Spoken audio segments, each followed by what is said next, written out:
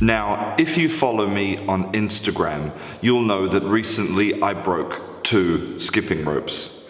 This Reebok skipping rope, I completely broke it in half. And this other plastic one, the handle just snapped. So, I went and bought a steel skipping rope because a guy on Instagram called Washington told me that that's what I should buy. But what he didn't tell me is that if you make a mistake and you whip yourself with this, it hurts like a mother.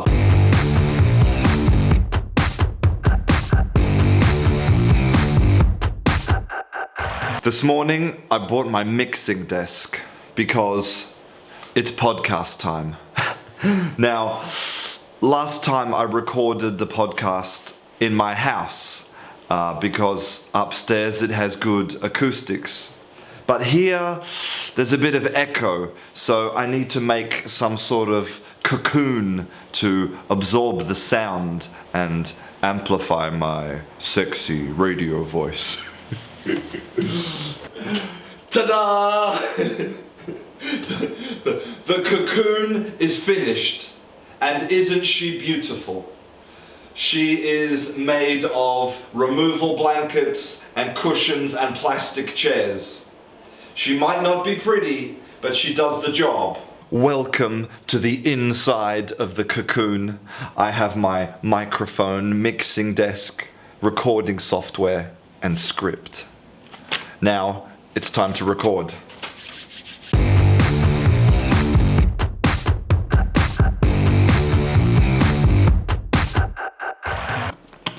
It has been a hell of a week. What happened this week? Well, my car got towed. Bye-bye, car. I did live classes on YouTube and Instagram, and I taught loads of classes here at the school.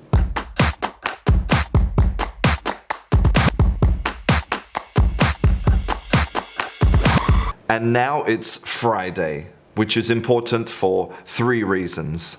The first reason is that today is Australia Day.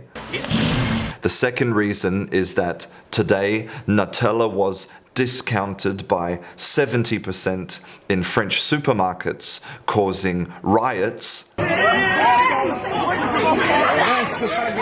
And the third reason is that I finally updated the word of the day from Monday because I forgot. Well, today's word of the day is gimcrack, which means a showy object of little or no value. So something that looks good, but it's not worth anything. But that's not what I want to talk to you about today. Today I want to talk to all of you intermediate learners who feel stuck. You feel like you're studying and studying, but your English is not progressing. Maybe you feel like it's even getting worse. Now, the technical name for this is called fossilization. And I think it's a great word. You're like a fossil, static. You're not progressing. This is a horrible, horrible feeling. And I think it's at this point that most learners either give up or they lose completely their motivation to keep going. But today I'm going to show you how to solve the problem of fossilization with a pen and a piece of paper. By now, you've probably noticed that all of my solutions are very low-tech, very simple. And that's for 2 reasons. One is that I have nothing to sell you. No ebooks, no courses, no website, nothing. And the second reason is that I honestly believe there are no secrets to learning languages. So how do we attack the problem of fossilization? Well, we start by doing this.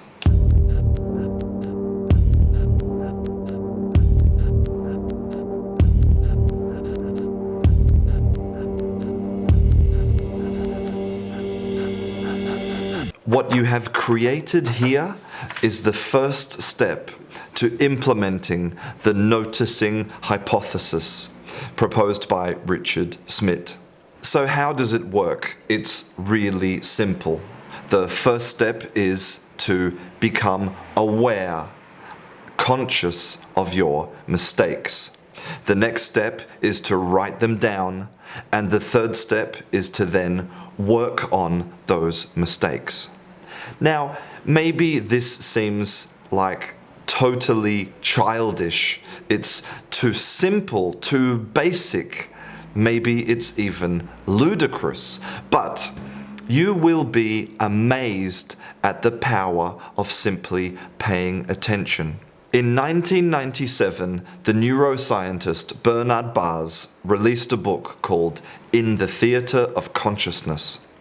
In this book, he said, paying attention, becoming conscious of some material seems to be the sovereign remedy for learning anything. It is the universal solvent of the mind. So by simply being conscious of our mistakes and writing them down, we can completely eliminate fossilization. And it couldn't be any more simple. You see, when you're an intermediate learner, then you're pretty aware of the mistakes you make and the areas of the language that you're not strong in. Like, for example, I made a list of some problems I have in Spanish. I know that I'm not very good at making conditionals. I don't really know how to use the subjunctive, and my vowels in Spanish are a total mess. I need to improve my vowels a lot.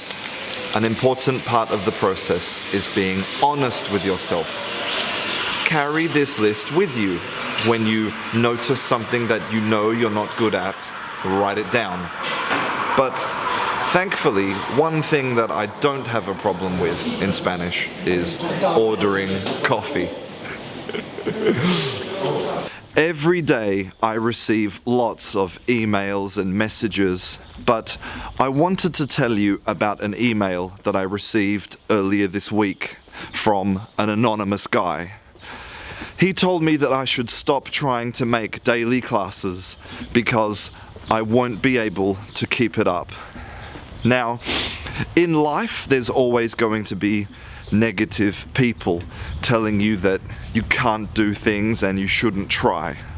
And sometimes that negativity comes from inside our own minds. But I believe that if you really want something and you're willing to work hard, you can have it. And that includes fluency in English, passing that English exam, whatever it is that you're willing to work hard for.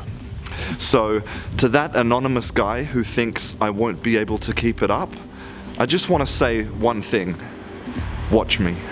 I'm Christian, this is Canguro English. I'll see you in class.